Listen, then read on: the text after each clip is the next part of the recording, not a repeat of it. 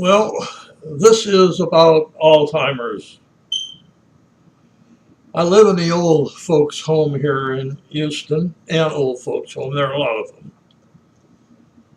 And actually, it's called senior living, and they have several different grades, which is assisted living, which is full care, nursing care, and so forth. I just have nurses. Their doctors come by and see me periodically. But a number of my friends, I'll pick out two in specific, and I'll use their names, but just their first names, just because that's what I've called them for a long time while they were here with us.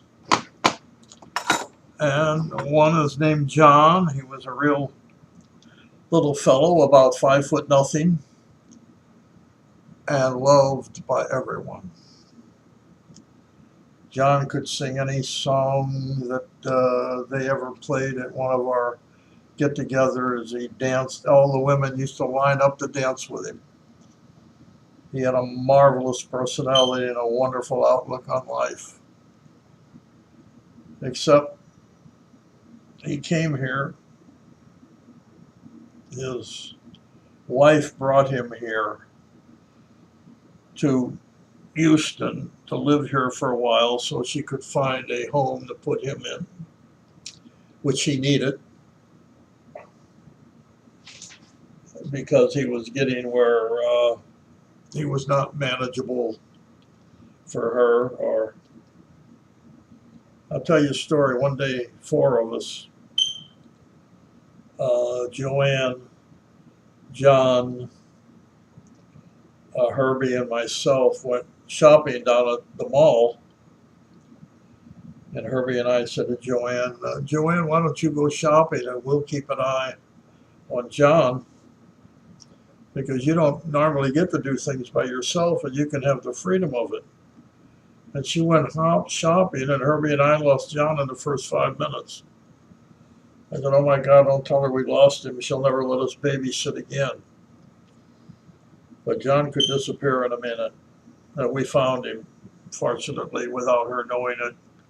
And we told her several months later. But anyway, that's where things were. He would go outside the compound. We are a gated compound. We're not a guarded compound. And he could leave the compound anytime he wanted. Now, if the guards saw him leaving, they would quickly call Joanne and tell him that John's out and he's wants to go, and she would come get him. But if he got out on his own, they would pick him up several blocks away, wandering the streets, not knowing where he is. And that was my friend John. Now, my other friend, I'll call Harold. Harold was a big. John spent his time in the Merchant Marines. That's important, what I'm going to say later.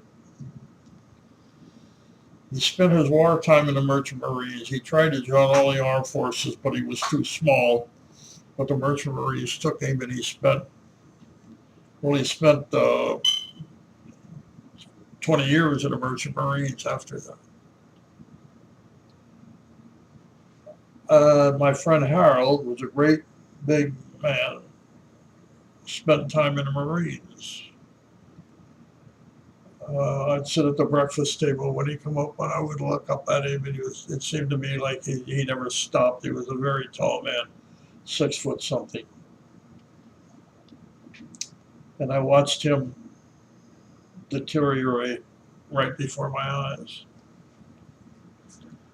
I remember one day I said, Harold, why are you putting coffee on your grits?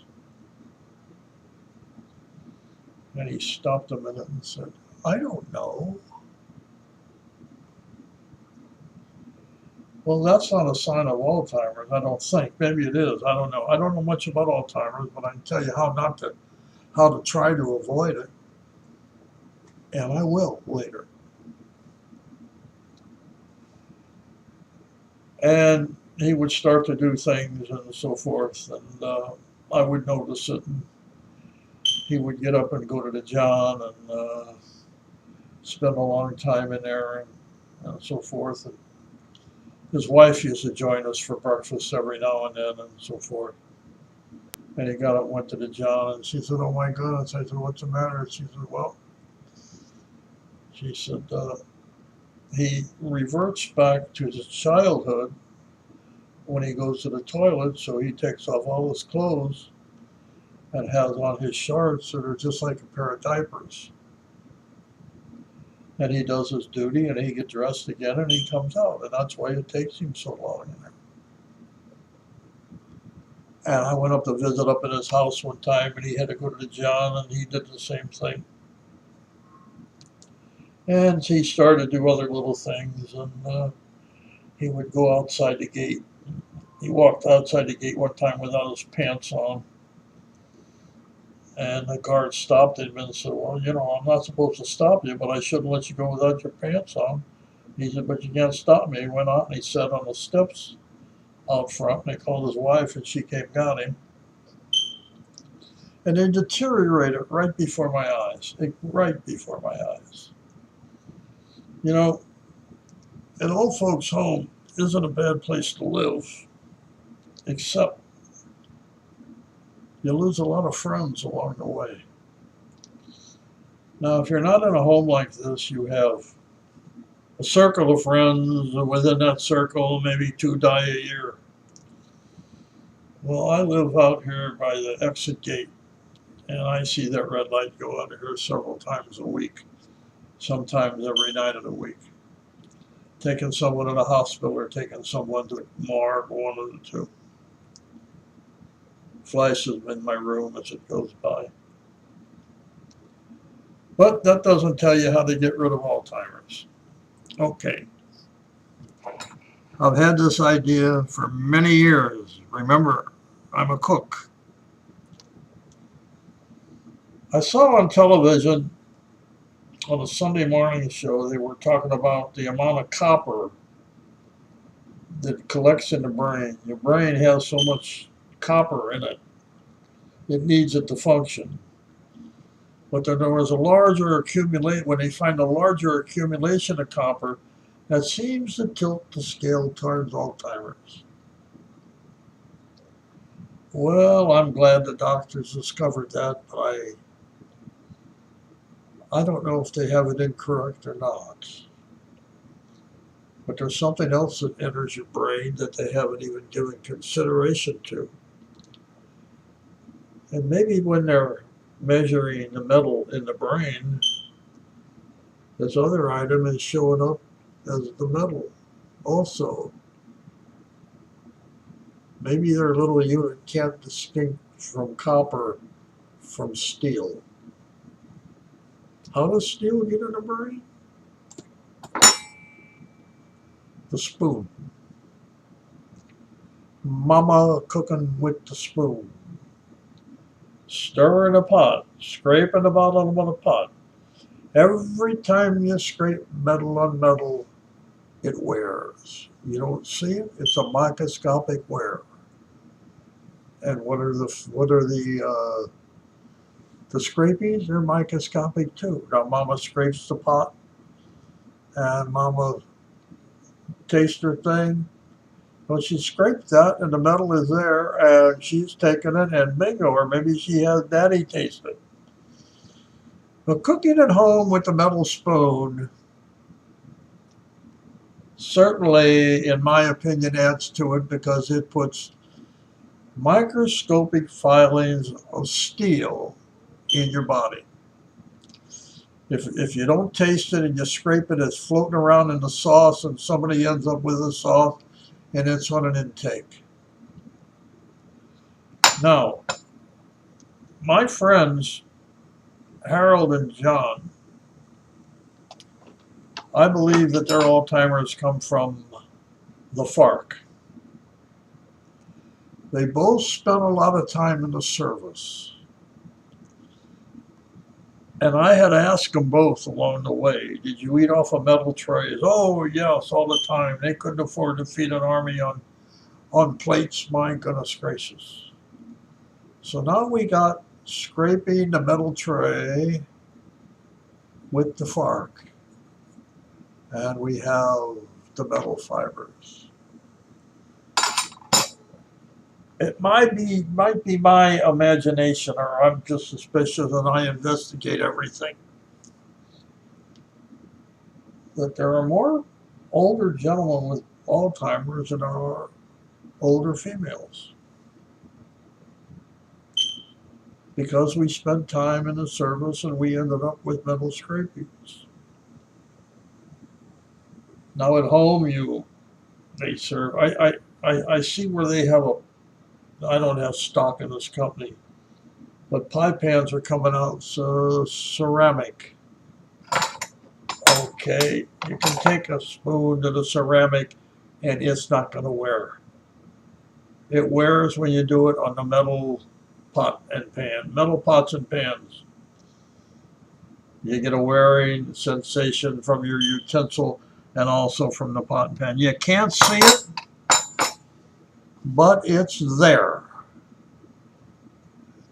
If they got the Hubble microscope that looks at the universe down on a little piece of scrapings, you may be able to see one about as big as a pinpoint if that thing is multiplied 10,000 times. But it's my contention that those scrapings add up in the brain. And when they're counting or they're looking at the metal in the brain, they're not only getting the copper, and they don't know where the excess copper comes from, but they're getting the metal scrapings also. And it's in the Alzheimer's patients. I wonder if they took a survey of how many of them spent how many years in the Army eating off a metal tray, scraping the last bit of food. Anyway, I just wanted to warn you, I've been a cook. Well, cooking was part of my profession. I started out as a baker, cleaning a shop at 8 years old. My first job was frying donuts. I was probably 9 years old then. I was a first hand. I could handle a 12-foot peel in a brick oven.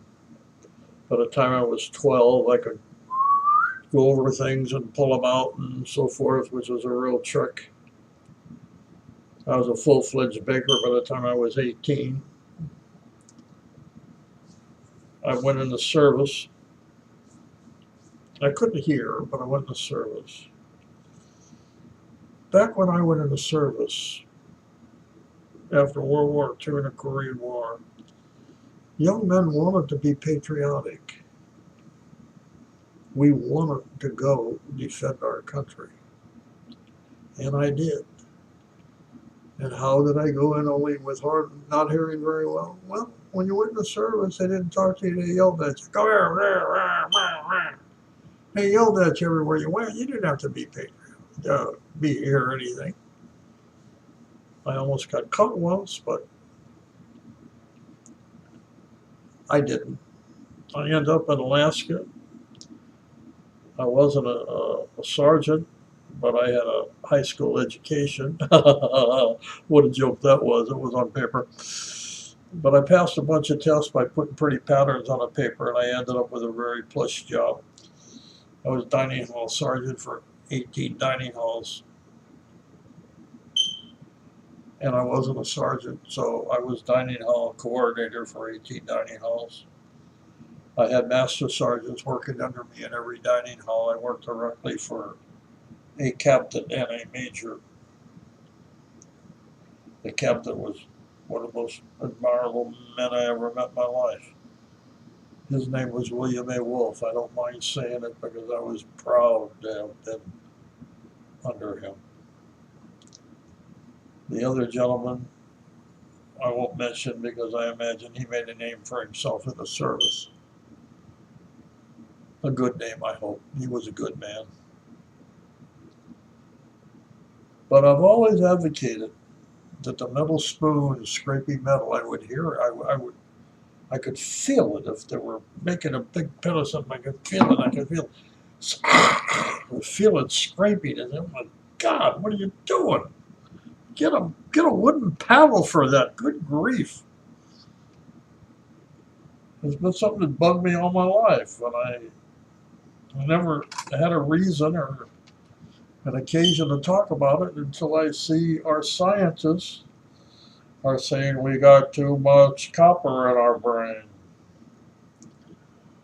I doubt if a scientist is going to listen to me, and when they listen to me, they're going to say, oh, he's full of stuff. They're going to call me a nut just like they call me a nut for the homosexual. But it's there, and it's happening. And it's happening to my friends who have been in the service and spent years eating off a metal tray with a metal fork. Scrape, scrape, scrape. Scrape, scrape, scrape. That's it. No. Treat your family accordingly. Run out to the supermarket, and normally all around the supermarket they got three wooden utensils hanging. If you don't have them in your drawer, put them in there. If you got the others in your drawer, get rid of them. If you're flipping eggs with a metal thing, go out and get a plastic one. They'll burn if you don't use them right, but if one burns, get another one. Preventive medicine. That's what I wish you would use. And I'll leave you with that. And I hope you hear and use what I have to say. Yeah, I'm a nut. I'm a cook. I'm not a scientist. I'm a cook. I like to figure things out.